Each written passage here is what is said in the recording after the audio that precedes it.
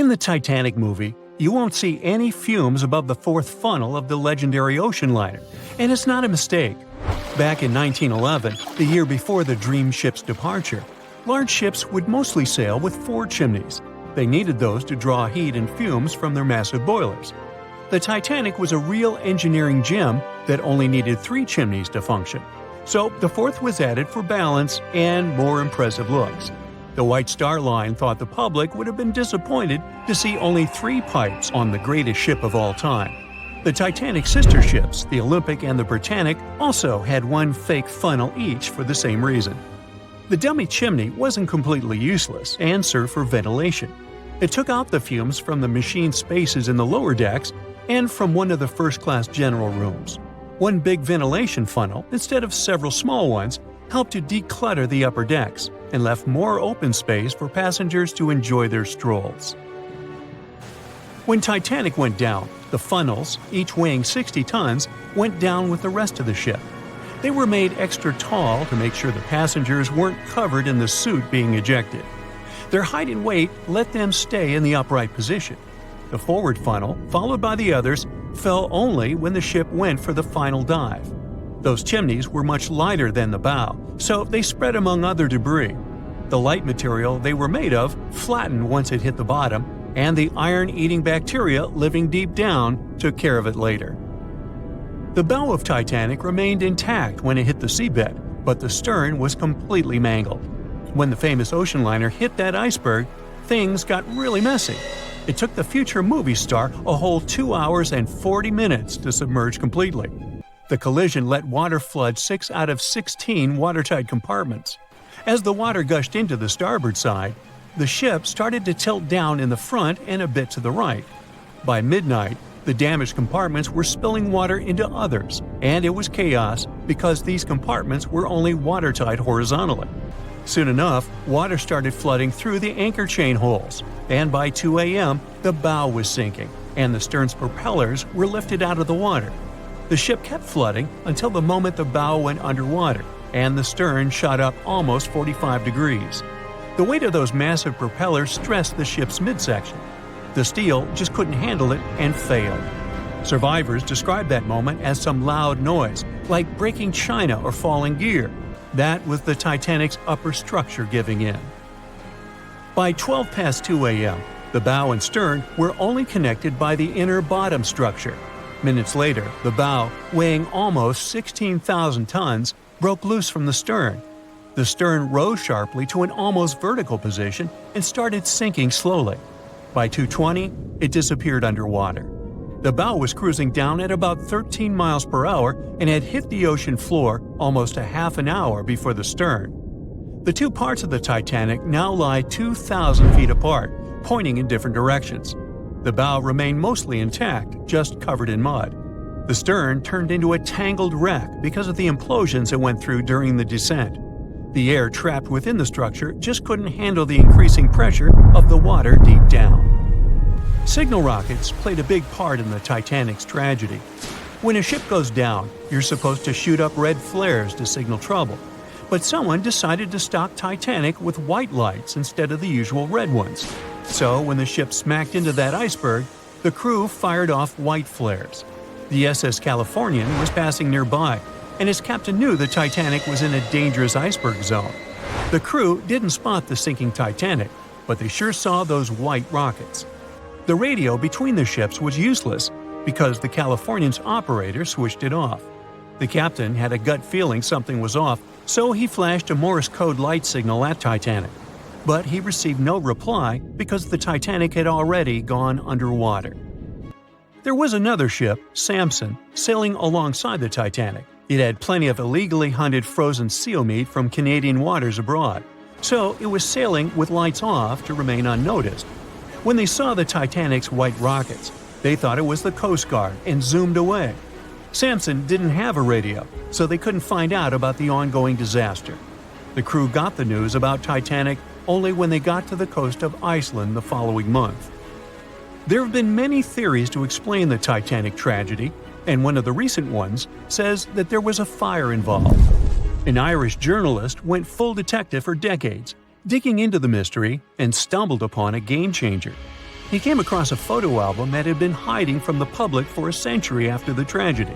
In the pictures, taken at the Harland and Wolff shipyard in Belfast, Northern Ireland, just over a week before the liner sailed, you can clearly see a massive 30-foot black spot on the ship's hull.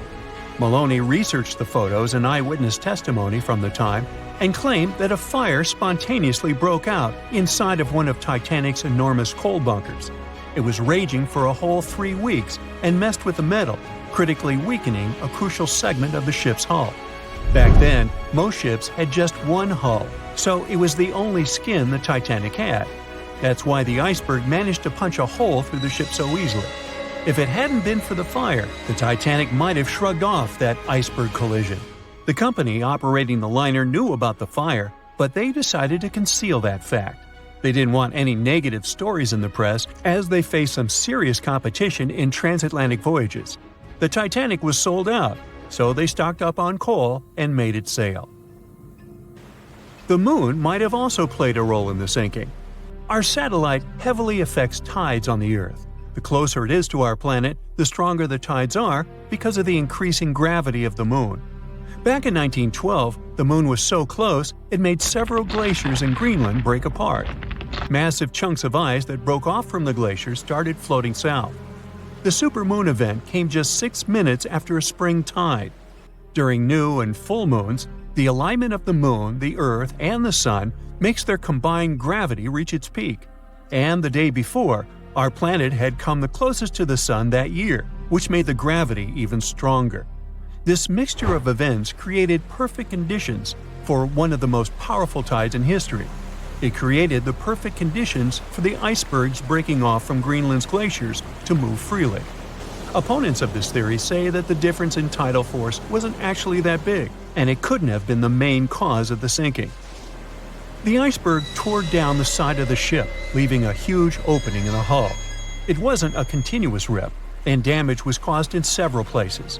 Some experts believe the ship would have survived the iceberg if it had hit head-on. The Titanic had watertight compartments designed to prevent flooding in case of a collision. Only the first 3 or 4 of these compartments would have been flooded. This could have helped save a lot of lives. Supporters of this theory put the blame for the disaster on First Officer William Murdoch.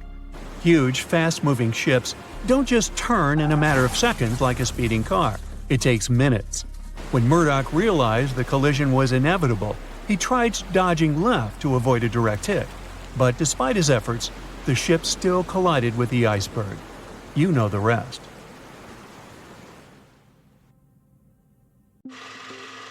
We know Titanic from so many stories, even a movie, but now we have its first full-sized digital scan. And nope, it's not like those models from before, where we mostly imagined what the ship was supposed to be like. This time we got a real digital scan. A team of experts really mapped the deep-sea floor around the Titanic together with the ship itself. We basically got a 3D view of the entire wreck, which is like going deep down beneath the ocean's surface and seeing Titanic as if all the water has been drained away.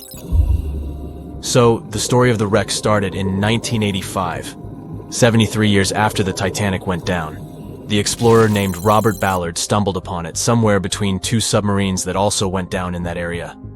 He was actually on a different task back then, so he didn't even have time to explore the ship properly. But as he was searching for the submarines, he realized how ocean currents affect sinking debris. He noticed the heaviest object sank quickly and left a trail of debris behind, the trail that followed the currents. Using this knowledge, Ballard made a hypothesis the Titanic had broken in two and left a debris trail as it sank. Before he found the wreck, everyone thought the ship just went down in one piece after hitting an iceberg. So everyone knew where the ship was so the adventure could start, or not. It was hard to explore it. The ship is enormous, and the dark depths of the ocean make it really difficult to capture its whole body in one go. So we mostly relied on glimpses of the decaying ship, and had to settle with teasing scattered parts of the whole picture and filling it up with speculations and stories. But in the summer of 2022, we finally got something different. A team of experts from Magellan Loaded, a company specializing in mapping the deep sea, teamed up with Atlantic Productions, who were making a documentary about the project. They embarked on a mission to capture the complete view of the Titanic. They used submersibles. Those are vehicles that go underwater, remotely controlled by a team of skilled explorers. These submersibles dove deep into the ocean. It wasn't an easy job. They spent over 200 hours collecting information about the entire length and breadth of the wreck. It was like a real-life treasure hunt. But instead of finding gold and jewels, they took something even more precious. Over 700,000 images of the Titanic from every angle possible. Yup, they took photos of every tiny part of the ship, even the not-so-interesting bits most of us would usually skip. Even mapping the muddy parts was an important part, because it helped fill in the gaps between the more exciting things they discovered. And this was a way for all of us to finally get a detailed 3D reconstruction. Even though it's been more than 100 years, you can still recognize the bow of the Titanic, covered in rust that hangs down like stalactites. On top of the bow is the boat deck, where a big hole gives us a glimpse into the empty space where the grand staircase once stood, like a window into the ship's glamorous past. Its stern is now a wild mess of twisted metal. As the Titanic went down, this part collapsed and spiraled into the seabed. The bow and the stern ended up separated by about 2,600 feet. There's a vast field of debris surrounding this giant, stuck on the seafloor. This debris is like a scattered treasure trove, full of intricate metalwork from the ship, statues, and even unopened champagne bottles. There are also personal belongings that went down together with the ship, like dozens of shoes resting across the seafloor. It was a tough task to do, go down and take all those pictures. It may not sound that hard at first, considering it was the vehicle that really immersed itself into such deep parts of the ocean, not the people. But studying the ocean is hard. We haven't explored, mapped, or even seen over 80% of it. The conditions are harsh, and the pressure becomes more intense the deeper you go. And their vehicle had to dive down to nearly 13,120 feet below the surface. That's like 12 Eiffel Towers stacked on top of each other. Plus, you have strong currents in that area, so it was probably like trying to navigate through a watery maze. And submersibles weren't supposed to touch anything. Even the slightest wrong step can damage the wreck that was already so fragile. It seems like the Titanic is frozen in time, so it will always be there waiting for us. But in reality, it's slowly disappearing. It's pretty obvious that the ocean water ruined it considering how long it has been down there. But it's not just that. The wreck itself has become a home for a specific type of bacteria Halomonas titanicae that even got named after the famous ship. These bacteria have a special ability. They can survive inside rusty formations known as rusticles. They kind of look like icicles, those spikes of ice that form when water falls from something and freezes. These bacteria have a taste for iron, which is abundant in the ship's hull. For them, it's like a real buffet down there. And as time goes by, these bacteria will keep eating away at the iron in the ship, bit by bit, until one day the feast comes to an end and the whole ship is gone. It's like a slow but steady recycling process. So this 3D model we got because of the hardworking team and technology comes at the best time because we never know how much time we have left with exploring the famous wreck. This time we might even understand the collision with the iceberg better. You know how movies always show the Titanic hitting the iceberg on its right side? Well, we can't even be certain about that. The scans could help us figure out if the ship actually grounded on the iceberg, like getting stuck on it. We can study the stern and analyze how the Titanic struck the seafloor. That will also help us understand what really happened during the sinking. Maybe we'll get a chance to discover if there was really a strong fire that sealed the fate of the Titanic. One theory says that the coal fire had been raging for a whole 3 weeks before the ship even took its first and last trip. And this could have made its hull weaker, which means most of the work was done. The iceberg just delivered the final blow, if there even was an iceberg, as some people wonder. There's an alternative theory they suggested where the Titanic may have actually hit a hidden mass of pack ice instead of a typical iceberg. Pack ice is made up of large sheets of ice that float near the ocean's surface and can be difficult to spot. They believe this pack ice might have drifted into the Atlantic from the Arctic Ocean. According to one professional mariner, Captain L.M. Collins, that stands up with that idea. If the Titanic had struck a regular iceberg, the ship would have sunk much more quickly than it did. And since the Titanic managed to stay on the surface for a relatively long period of time, less than 3 hours, maybe this was a different type of collision. The mariner also said there are differences in what people said they saw when the Titanic sank. He thinks these differences might be because of optical illusions. In this case, when people were looking at the ocean that night, the way the light was reflecting and the conditions at sea might have made things appear closer or distorted. So when they saw something in the water, it might not have been exactly what they thought it was, whether it was an iceberg or something else. Binoculars might have helped the crew members to spot the potential danger, but unfortunately, they didn't have any. It appears they were locked inside a cabinet, and no one knew where the key was. Everyone knows the story of the Titanic, but not many people know that Titanic had two sister ships, and that on the night of its sinking, one of them was rushing to help but didn't make it in time. Bad luck seemed to follow the trio of ships, but each one of them had glorious moments that live in the minds of those who sailed in them. Keep on watching to discover a story of awe, ingenuity, and ill fate. And don't forget to click the subscribe button and turn notifications on to join us on the bright side of life. You know how the iceberg hit the Titanic, how the band played to the end, and how the whole tragedy unfolded, but before it happened, it would have seemed an impossibility for such a ship to meet the end it did. None of that could have been foreseen by White Star Line, the company who built the Titanic, who had high hopes for what the unsinkable ship and its sister ships, the Britannic and the Olympic, would accomplish. The Olympic was the first of the trio to make sail on June 11, 1911, heading towards New York. The sheer size of it would wow the crowds. The Olympic's maiden voyage went without incident, and a crowd of 8,000 people in New York got to explore its luxurious accommodations while it was docked there. There were high expectations for the massive ship, but just around 2 months later, the Olympic crashed with the HMS Hawke. The Hawke got the brunt of the damage, as the bow was left flat as a pancake. After the crash, the Olympic made its way slowly back to Belfast, where the Titanic was being constructed. On the dock, people could see the two enormous ships side by side, as parts of the Titanic were used to put the Olympic back in shape. A rare sight to behold. And on April 14, 1912, the Titanic hit an iceberg, and minutes later, the crew radioed nearby ships for help. That night, the Olympic was returning from New York when it received the distress signal. The ship turned around and rushed at full speed towards the Titanic, but they were so far away that they would have arrived next night. At some point during the early hours of April 15, 1912, the crew of the Olympic decided they wouldn't make it in time and stopped course. The survivors of the Titanic were eventually rescued by the Carpathia. Olympic was set up with lifeboats for all crew and passengers after the Titanic sank. It went from having 20 lifeboats to 64. Changes were also made to the watertight bulkheads, and an extra hull to construct a type of double hull was installed. It was determined that a double hull would have kept the Titanic from sinking. For several years, Olympic was used in the war effort against Germany. Throughout the years, Olympic carried over 200,000 passengers, which included thousands of Americans fleeing from Europe and troops battling during World War I. One of the most significant moments for this ship was when it struck a German submarine and sank it. It was discovered that the submarine was preparing to fire a torpedo on the Olympic before Olympic rammed it.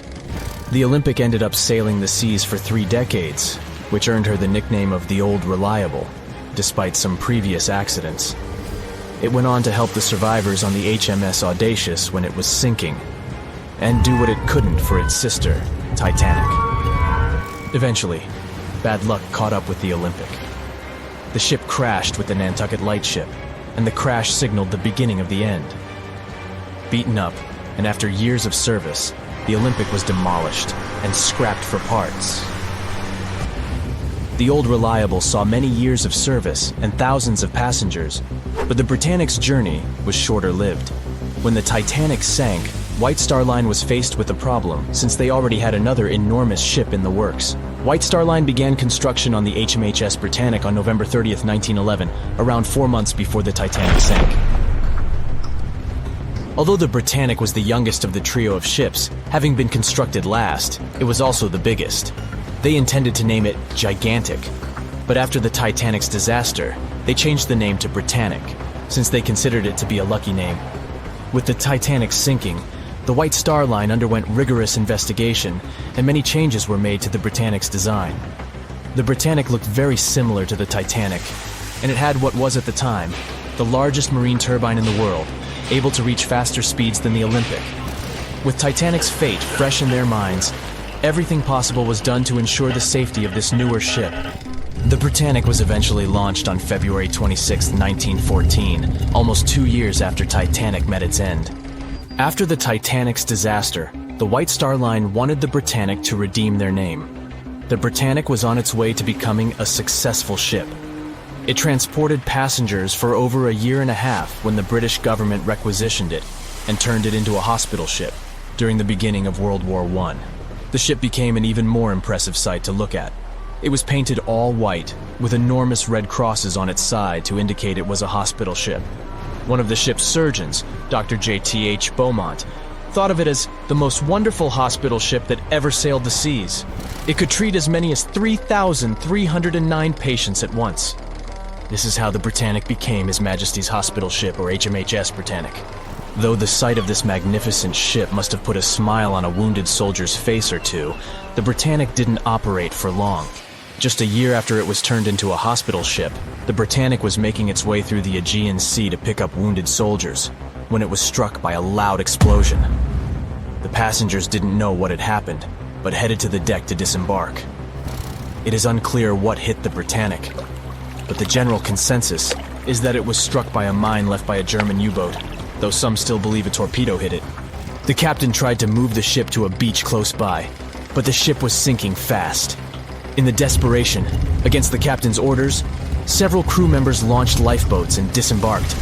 But since the ship was moving and the propellers working, the lifeboats were sucked and destroyed by the propellers. Though so much effort had gone in to ensure the Britannic was safer than the Titanic, whatever explosion occurred left the Britannic in the same dire condition as the Titanic in just 10 minutes. In a cruel twist of fate, it also sank in the ocean. Unlike Titanic's enormous death toll, only 30 people perished in the sinking of the Britannic, and over 1,000 survived. So many people survived because the accident happened in the morning, when the temperature of the water was warmer and the Greek island Kea was close by to offer help. In the end, the Britannic only sailed the seas for over 2.5 years. The bad luck that followed the Titanic and the Britannic and the accidents and demise of the Olympic was remarkable.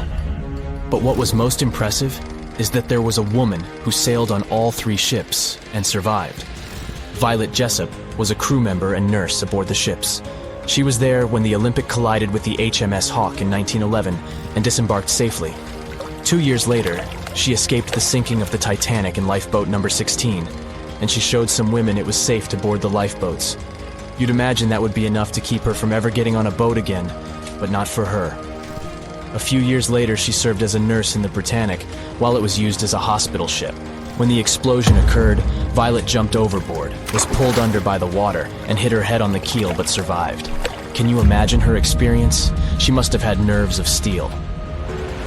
All in all, the trio of ships saw journeys of triumph and tragedy. Ill fate might have followed them, but all the survivors were left with incredible stories to tell.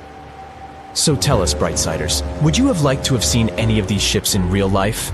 Let us know in the comments section. Don't forget to give this video a like, share it with your friends, and click subscribe to stay on the bright side.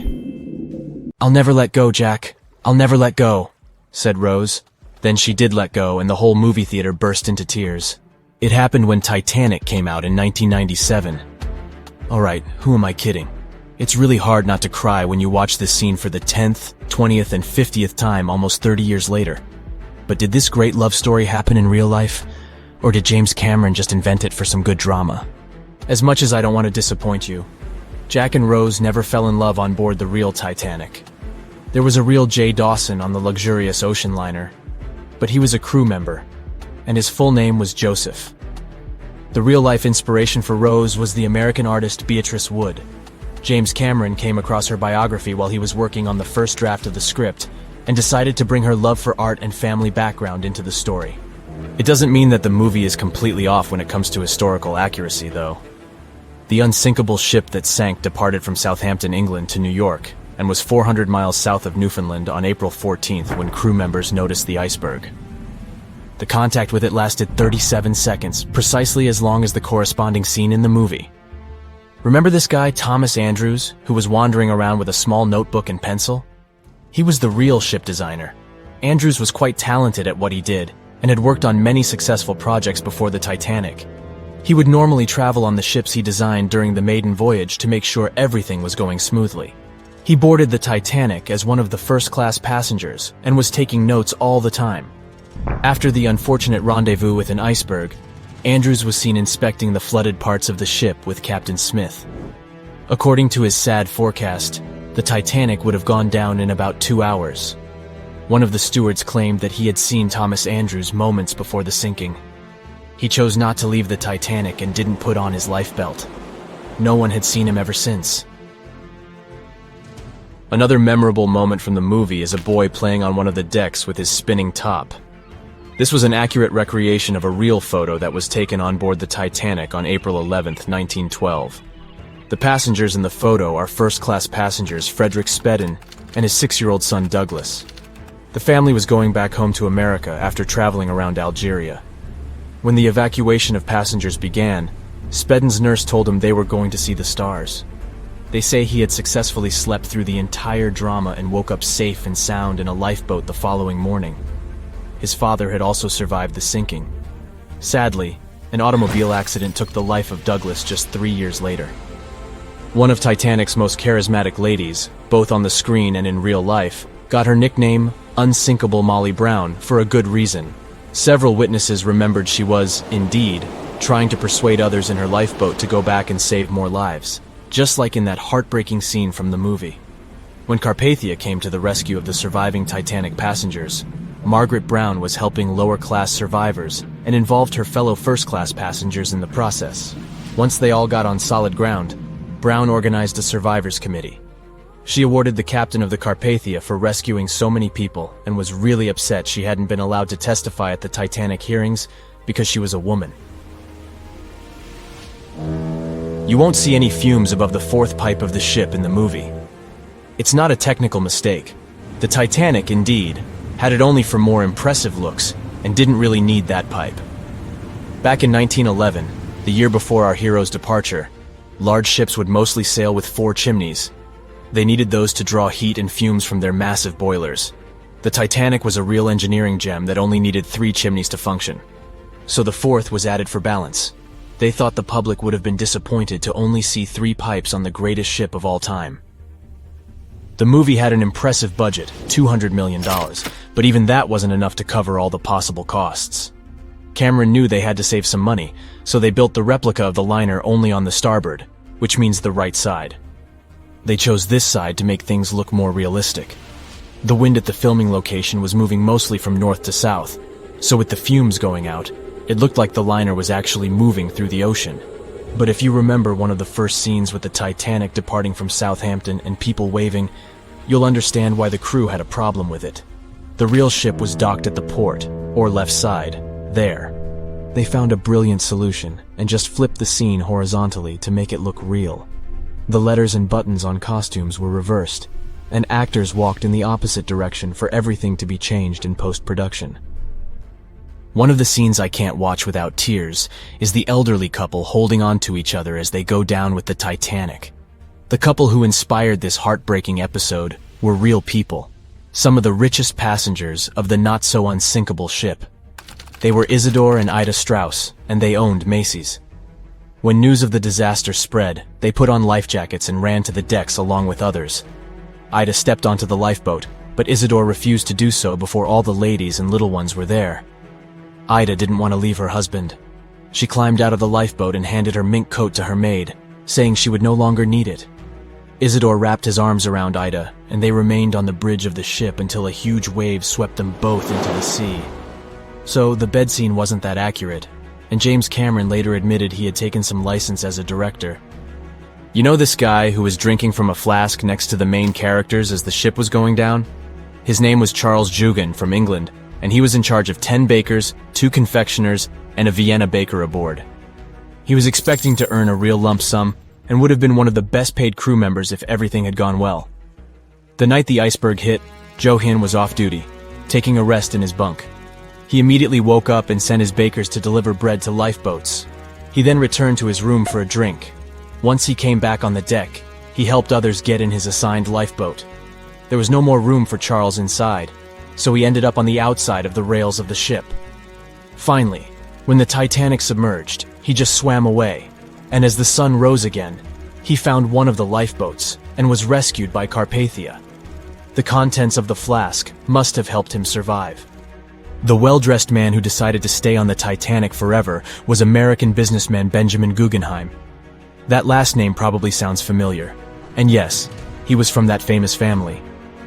Guggenheim was traveling with his valet, his significant other, a singer from France called Leontine, her maid, and their chauffeur. They all boarded the Titanic in France during one of the short stops it made after leaving Southampton. When disaster struck, Benjamin was helping the ladies get in their lifeboat. He reportedly said they were only saying goodbye till the next day. He was sure the ship would be quickly repaired. After helping many women and youngsters get in the boats, Guggenheim chose not to fight over the remaining seats. He and his valet returned from the decks to their first-class suite and put on their finest suits to go down like gentlemen. The Royal Mail Ship, or RMS Titanic, easily the most famous steamship in history, was once the symbol of luxury and dreams that promised to come true. It took 3 years and 3,000 people to construct it.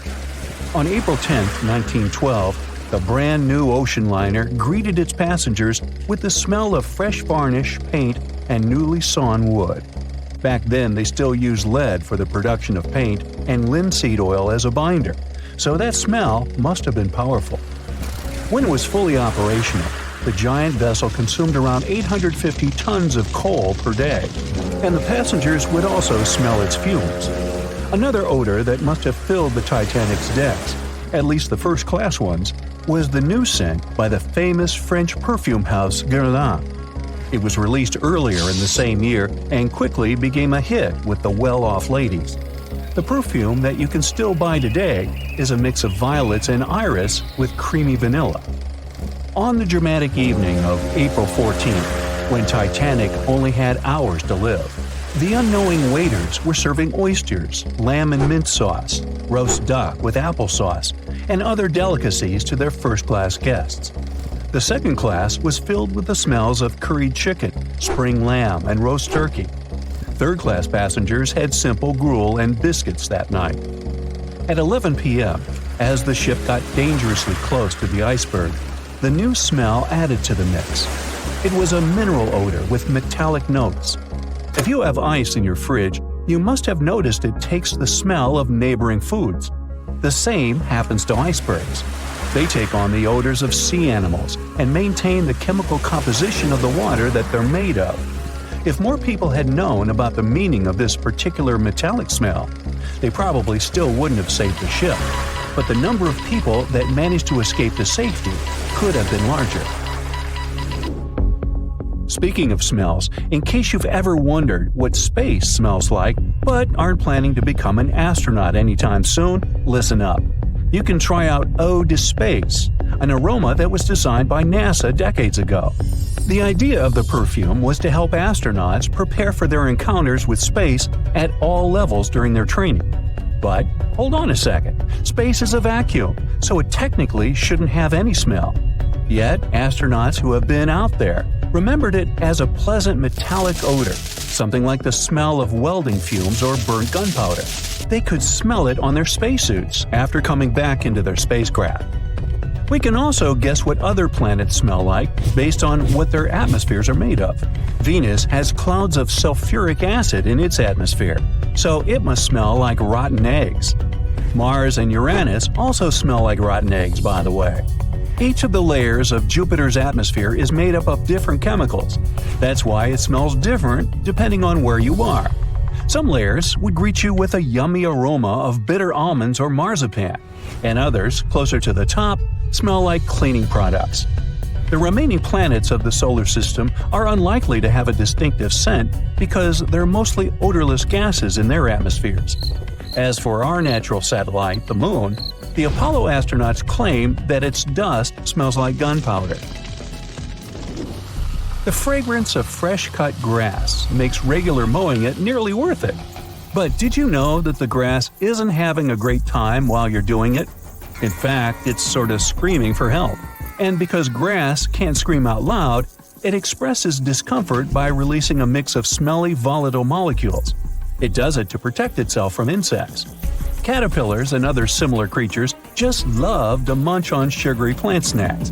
When you mow the grass, it releases jasmonic acid, among other things. It's sort of a signal to parasitic wasps that there is a caterpillar available. These creatures deal with the grass's offenders, and it can keep growing happily ever after. From the point of view of the grass, mowing is not much different from an insect attack, so it protects itself the best way it can. The rain has an easy-to-recognize powerful smell, also known as petrichor. But where does it come from?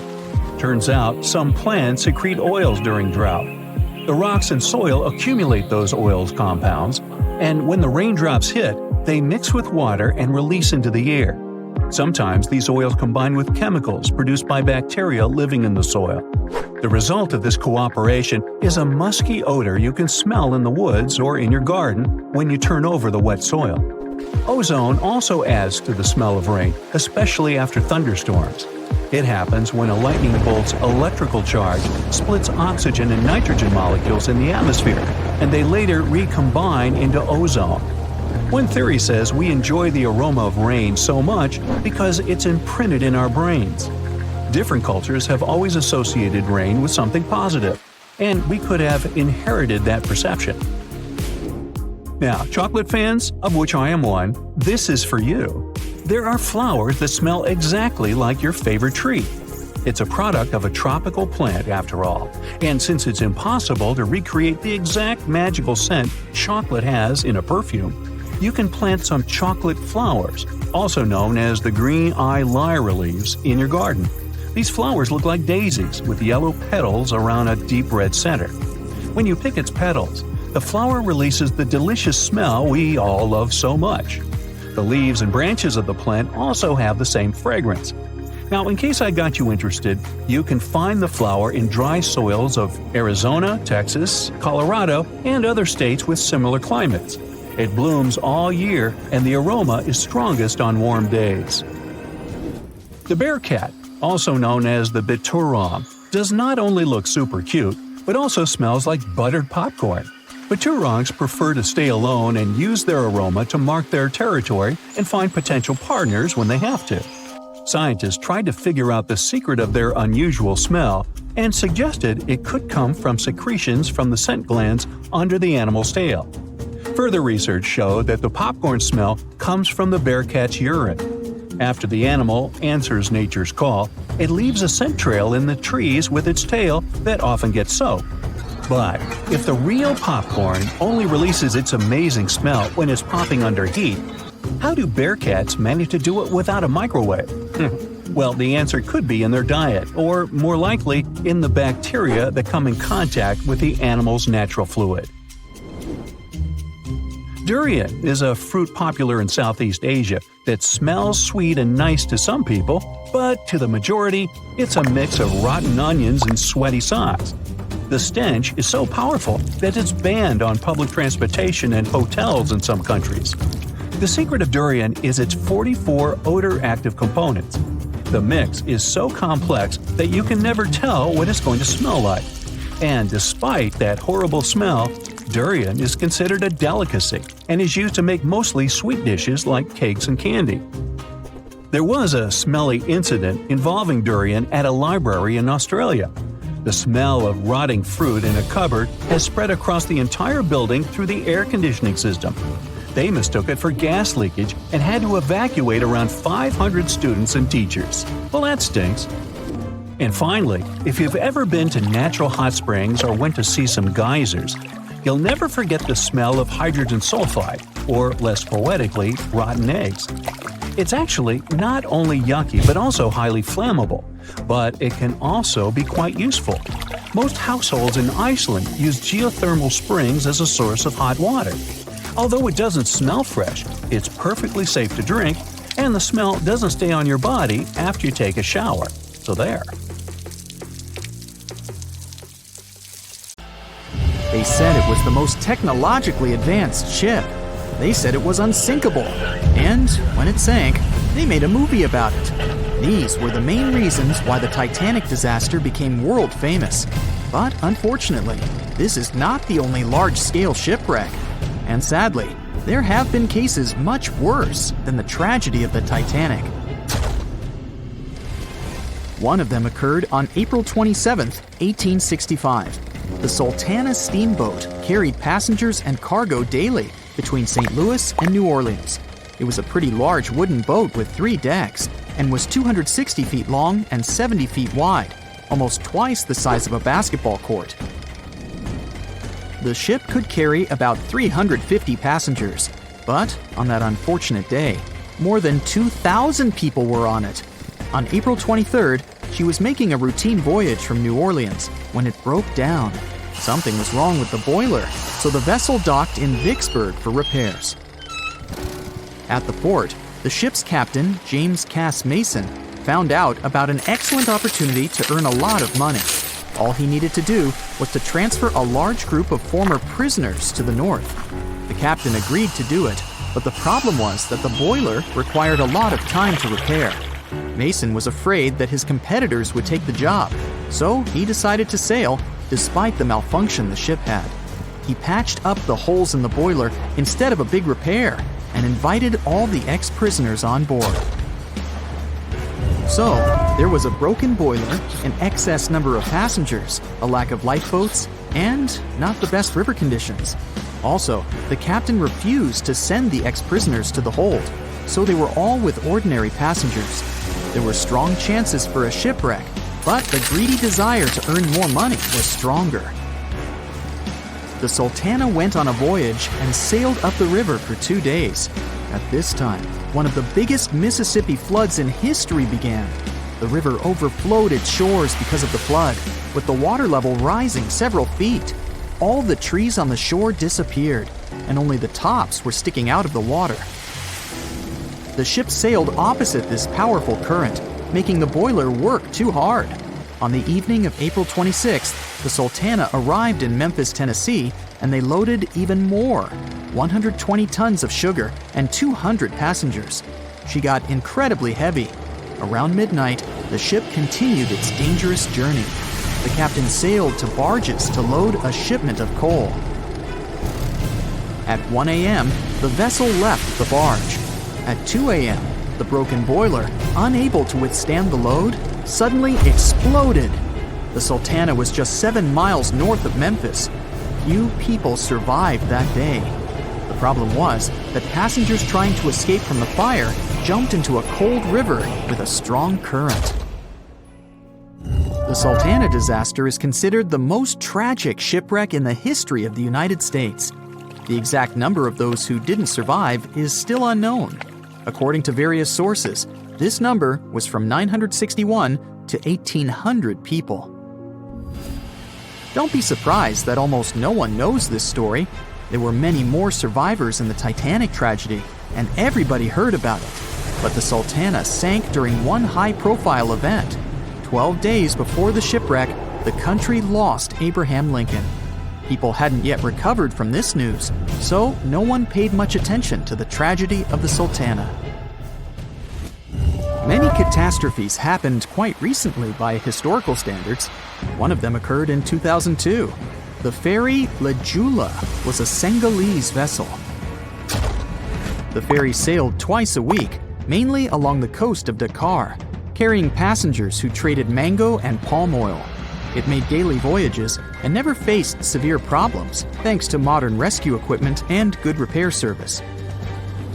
But one day, the ship's crew discovered a malfunction and sent the boat to port. For almost a year, Joola was in a non-working condition, awaiting repairs. But it didn't get high-quality service. After poor maintenance, the ferry set off on its last voyage. On September 26, 2002, Joola sailed between southern Senegal and Dakar, and at 11 p.m. headed toward Gambia, where a strong storm began. The wind raised high waves, but this wasn't critical for the large passenger ship unless the number of people on board didn't exceed the established norm.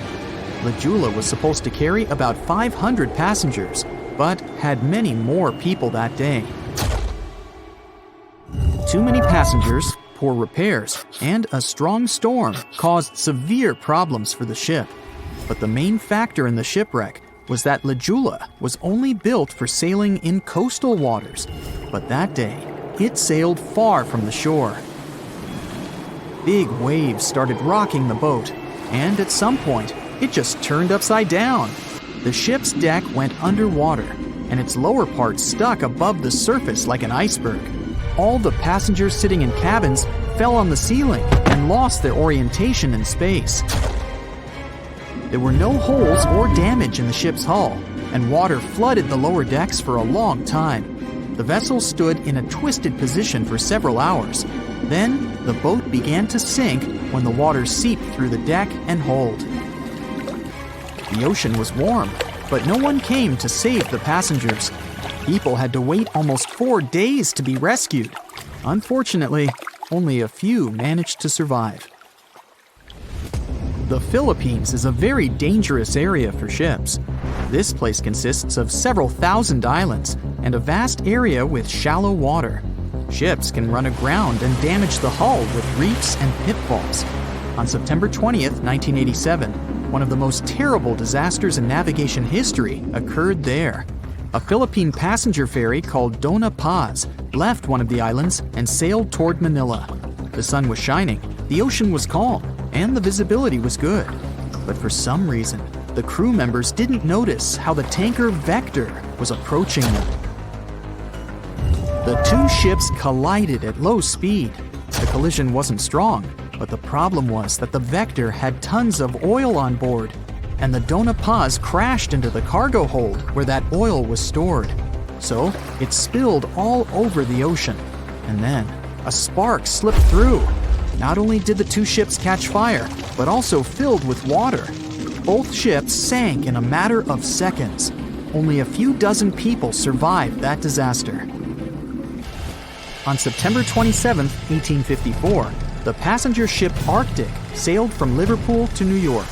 The fog came rolling down, and visibility got really bad. Another boat appeared out of the thick white haze, the French steamer Vesta. The ships were close enough to each other that a collision was inevitable. The French vessel was smaller, so it seemed to the Arctic's captain that Vesta had received a lot of damage. And while he was staring at the other ship, his boat got quickly filled with water.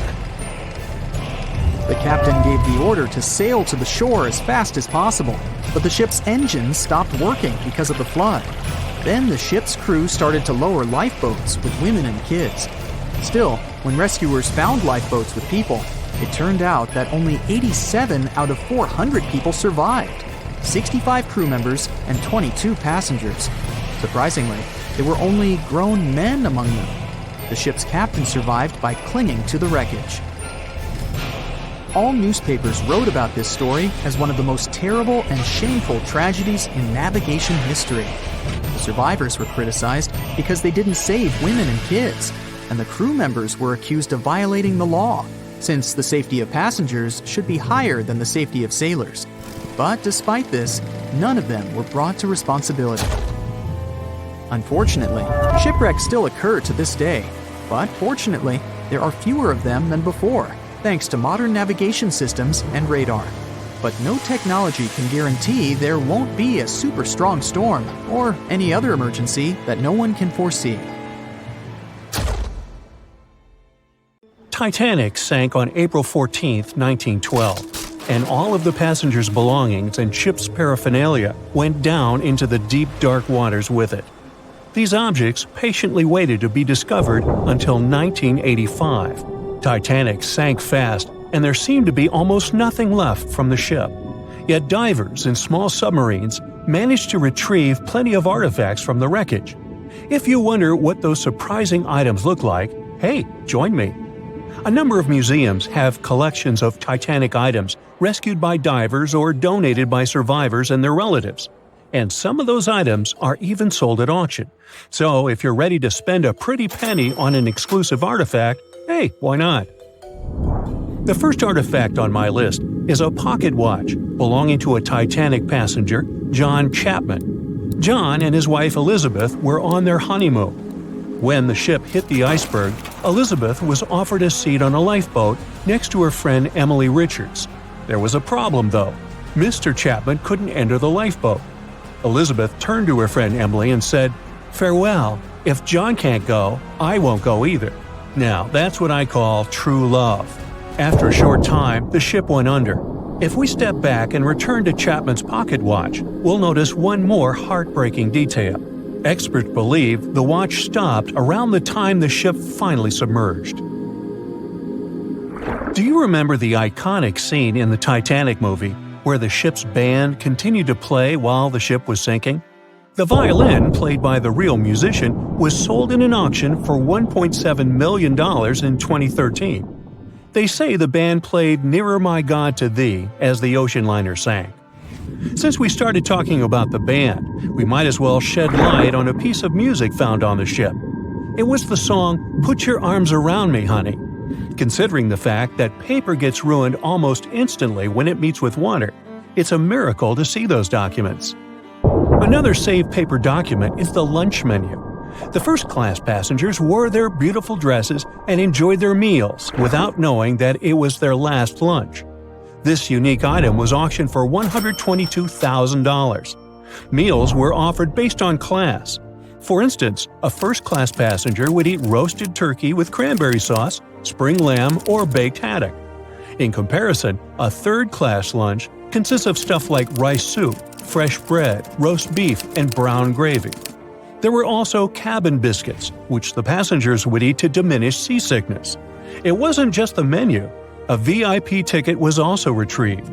The ticket number is still readable, 1342. Number 5 is Edwardian perfume samples. A chemist named Adolf Saalfeld stepped onto the Titanic with various perfume bottle samples. Why did he bring these samples with him? Well, Saalfeld planned to open a fragrance store in America. 61 vials of perfume sank with the ship.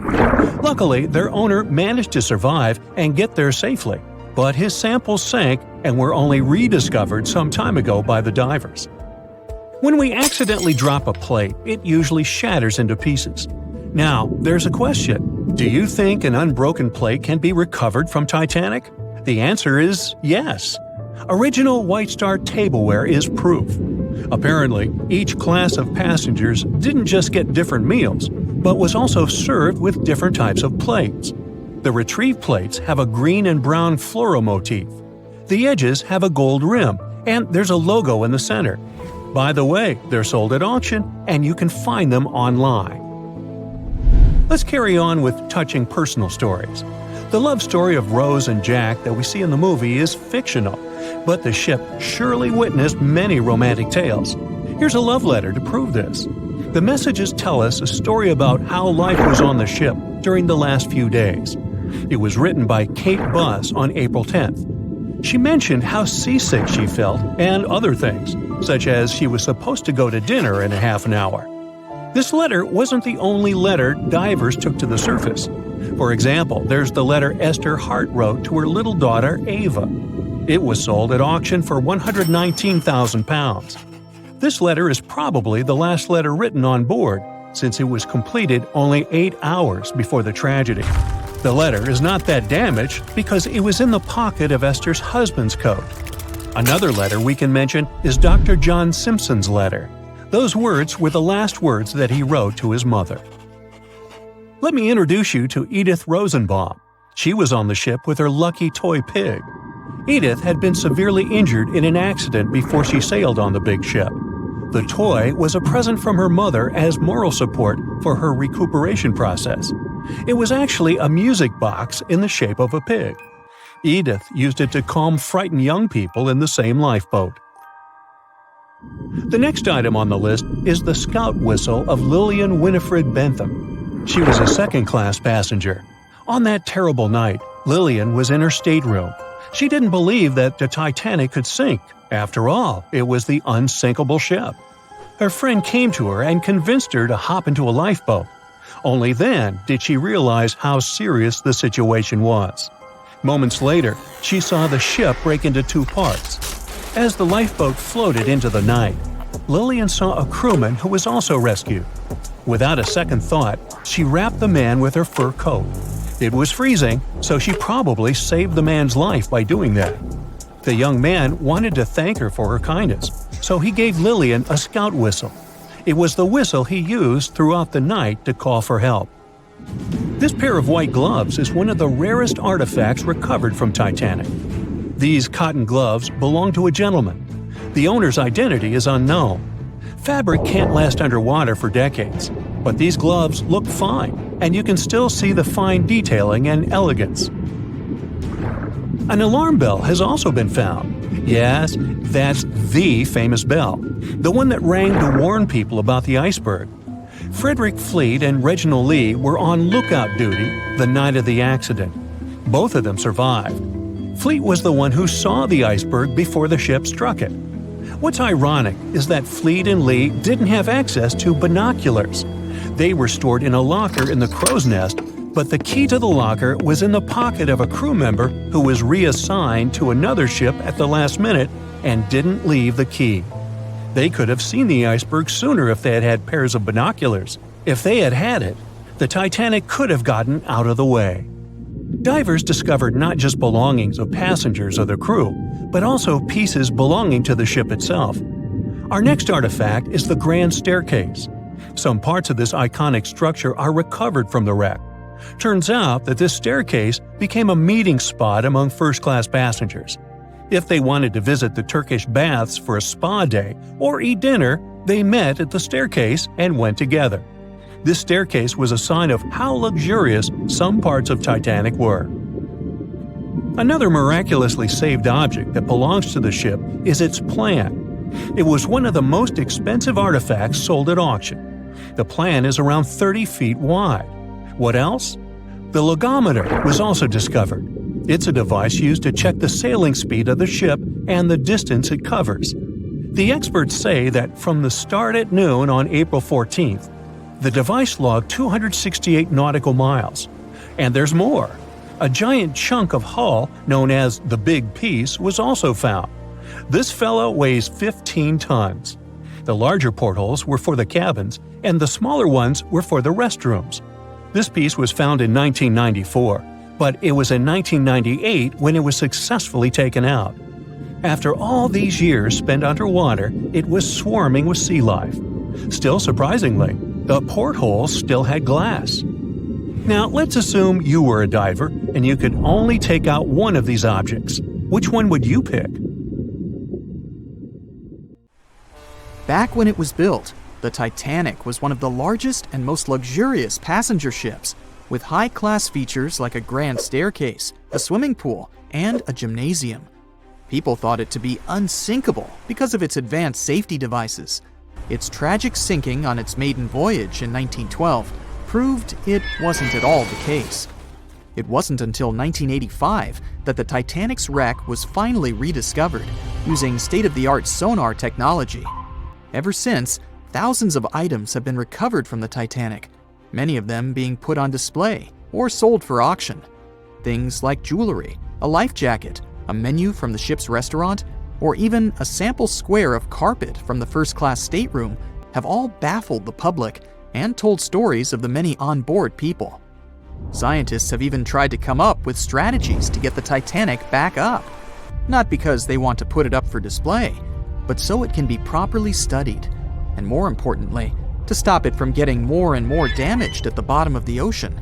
Some have suggested filling the wreck with ping-pong balls to make it float, while others even considered injecting it with 198,000 tons of Vaseline. Another creative solution was proposed, the idea of using a giant claw or scoop to lift the Titanic. Nobody came up with this device. Using 500,000 tons of liquid nitrogen to trap it in an iceberg that would float to the surface was also considered, but all these potential strategies had to be eventually let go, since the Titanic is way too fragile to ever be recovered. As the Titanic's iconic bow railings are in danger of collapsing, metal-eating bacteria continue to chew away at the ocean liner's wreckage. An undersea exploration company plans to gather data about the ship's deterioration in annual expeditions. They hope this will help them learn more about the Titanic, and also more about the ecosystem that shipwrecks create. The over 100-year-old ocean liner is also being damaged by deep-sea currents daily. Some experts predict that the ship could disappear in a few decades due to holes in its hull.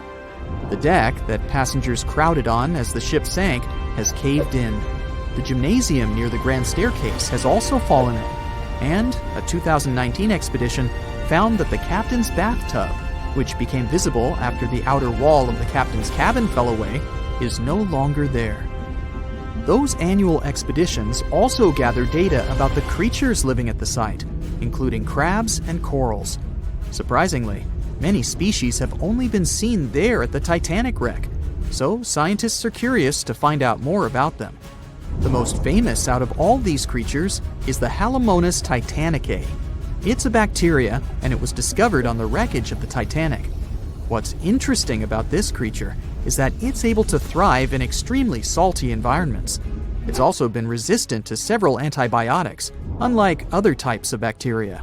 It's probably because of this superbacteria that the deterioration of the ship's iron hull happened so fast. The expedition will also look at the debris field and its artifacts. On the site, there are still traces of little personal items like clothes and luggage. One of the most interesting stories about Titanic artifacts is that of the passengers' shoes. Most of the Titanic items that have been lost at sea deteriorated or disappeared completely. But not the shoes. They seem to be able to resist the harsh conditions. On top of that, the leather in most shoes is perfectly preserved, probably because of tannin, a substance used in the tanning process of leather. It helped the shoes resist the damaging bacteria found underwater. All this exploring might have gotten you all excited. If that's the case, I have some good news to share. You might even be able to join the expeditions. To personally explore the Titanic, you have to plan ahead and apply to be a mission specialist with OceanGate, the company responsible for the journey. However, this experience does come with a high price tag of $250,000. Despite the cost, this once-in-a-lifetime experience is in high demand because of the limited spots available. If you can afford the exploration, you will have the chance to collaborate with renowned specialists in marine biology, oceanography, the Titanic, DNA, and the deep ocean. Accommodations and meals on the dive support vessel are also included, as well as training and guidance from specialists before and during the mission. Lastly, you don't even need to bring your own gear, as the expedition equipment is included as well. Sure, ships have evolved and modernized over the years, and these days we have technology that is way better than that available on the Titanic. But this ship remains an amazing piece of history because of its many unusual features, like the fact that the Titanic's whistle was loud enough to be heard over 11 miles away, or the fact that the ship's hull was painted with a special mixture of red lead and linseed oil, which was believed to be effective in preventing the growth of seaweed and other marine organisms. However, despite popular belief, the ship's iconic fourth smokestack was not functional and was only used for ventilation and aesthetics. Probably one of its biggest flaws was its number of lifeboats. Despite its size and luxury, the Titanic only had 20 lifeboats on board, which were not enough to save all of its passengers and crew once it hit the iceberg. The Titanic may be the most famous shipwreck, but it's not the only one. The fleet of Kubla Khan tells a similar story. This one was a large naval force commissioned by the Mongol ruler Kubla Khan in the 13th century. The fleet was intended to travel to Japan and establish the Mongols as powerful rulers in the region. However, in 1281, the fleet was supposedly caught in bad weather and was seriously damaged, with many ships being destroyed. Legend has it that the fleet was torn down by a massive typhoon that came to be known as the kamikaze, or divine wind. This strong storm was believed to have been sent by the higher spirits to protect Japan from the Mongols. The truth about its disappearance remains a mystery to this day. However, the wreckage of the fleet, or parts of it, appears to have been discovered in the 1980s by Asian archaeologists. They dug across the site and studied the remains of the ships at a location near Imari Bay. The shipwreck is, to this day, considered to be an important archaeological discovery. That's because it informed us how well prepared the Mongols were back in the day in terms of their ships. Another tragic story is that of the RMS Empress of Ireland. This was a British passenger ship that operated until May of 1914. This is when the ship was sailing from Quebec City to Liverpool, but it ran into the Norwegian collier SS Storstad in the fog off the coast of Rimouski, Quebec. The collision caused a large hole in the side of the Empress of Ireland, and the ship began to quickly take on water and sink. The crew and passengers were caught off guard, and many were unable to evacuate in time. In total, 1,012 people were lost in the disaster, making it one of the worst maritime collisions in Canadian history. Rescue efforts were hampered by poor visibility and the fact that many of the lifeboats were damaged or unusable. Only 465 people survived the sinking, and many of them were rescued by the Storstad, which had remained in the area despite its damage. The sinking of the Empress of Ireland was a national tragedy in Canada, and it led to changes in maritime safety regulations and the establishment of a Coast Guard. The ship still lies at the bottom of the St. Lawrence River, where it has become a popular dive site for enthusiasts.